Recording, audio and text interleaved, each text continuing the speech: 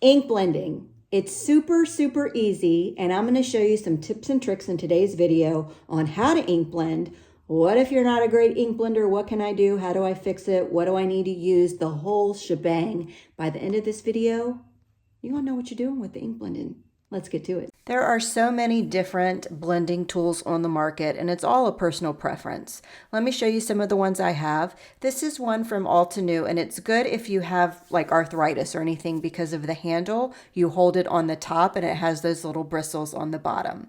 I don't reach for this often, but I find that if I had hand problems, I probably would reach for it more. This is a dome blending tool from scrapbook.com. They kind of revised the standard Ranger blending tool that was flat and created a little dome. I used this all the time until I found what I'm using now. But this is a great tool. You just can use the same handle and just buy some of the replacement domes. I think they come in a multi-pack. These are blending brushes. They come from various companies. This one is Catherine Pooler. I can tell because of the color. And they all come in different sizes. These are just some of the ones I have on hand over all of the years.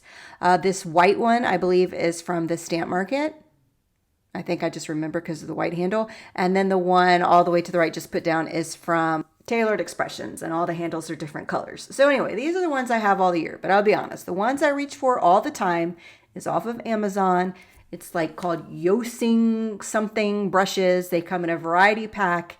And the big ones are the ones I use almost all the time.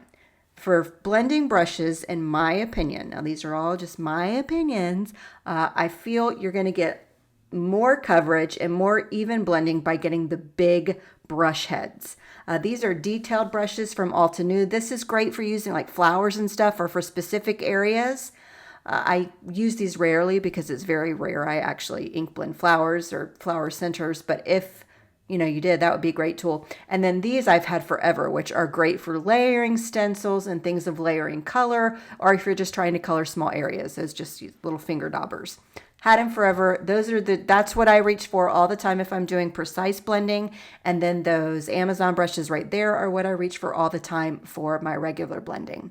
As far as surfaces, you can work on a glass surface, a slippery surface. This is a piece of some kind of hard plastic I got off of Amazon eons ago. That's easy. You can work on paper and then just crumple out the paper and throw it away when you're done. But the glass surface and a slippery surface is very easy cleaning.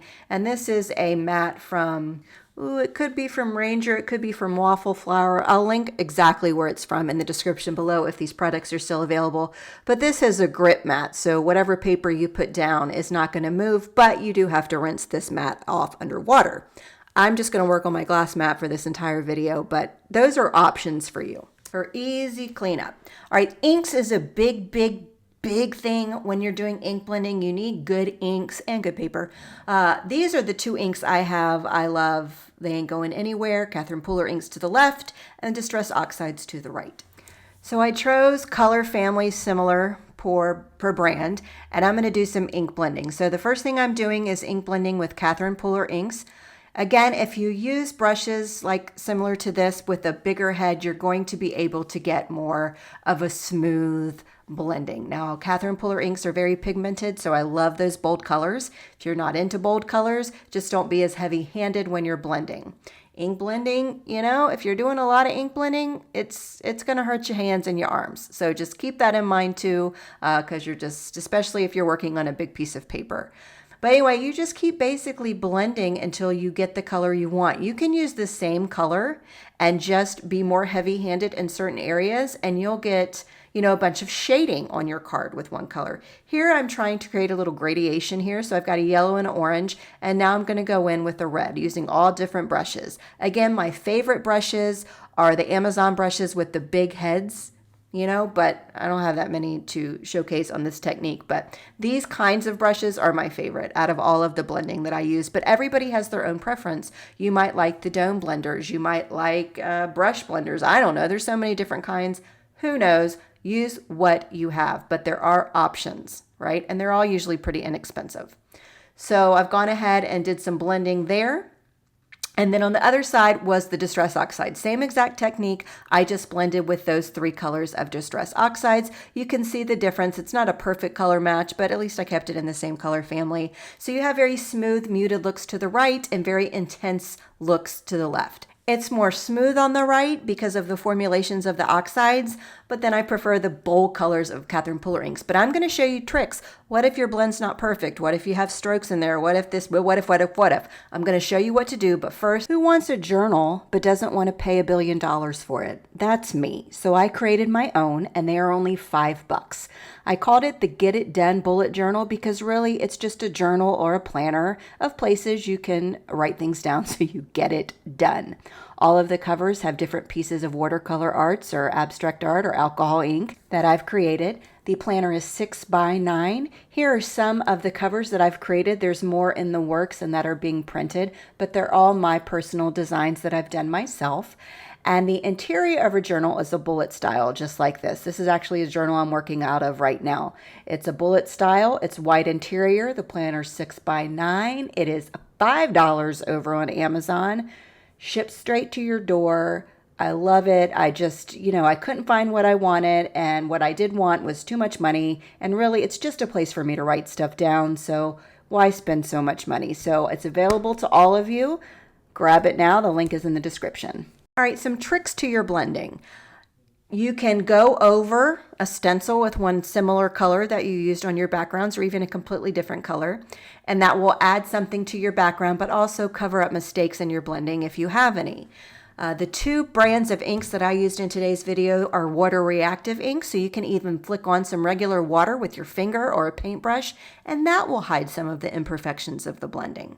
All right, so you can see what I did to the right there. I just used the red color and of the oxide panel. I'm going to do the same thing to the panel here with the Catherine Puller inks, being more heavy-handed, because I just love bright, bold, in-your-face colors. Not always, but let's just face it, 99.9999999% of the time, I like bold colors.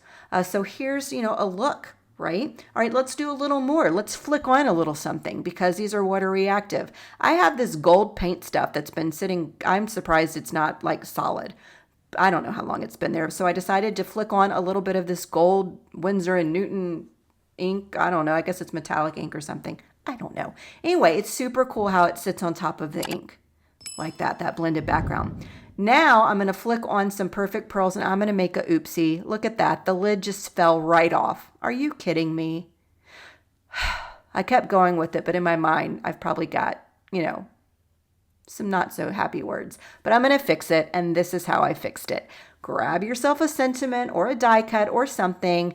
In this case, it was the hello, and I just covered that sucker right up. Nobody's going to know. Nobody, unless they rip up my card. And if they rip up my card, I ain't never sending them another one. All right, so that's what I did with that card. And this card, all these things were pulled out of my magic mug, and I assembled this. I used a complementary color on this card, on the flowers. So those colors sit across from each other on the color wheel. So it's really like a cool, of course, like me, in your face, colored card.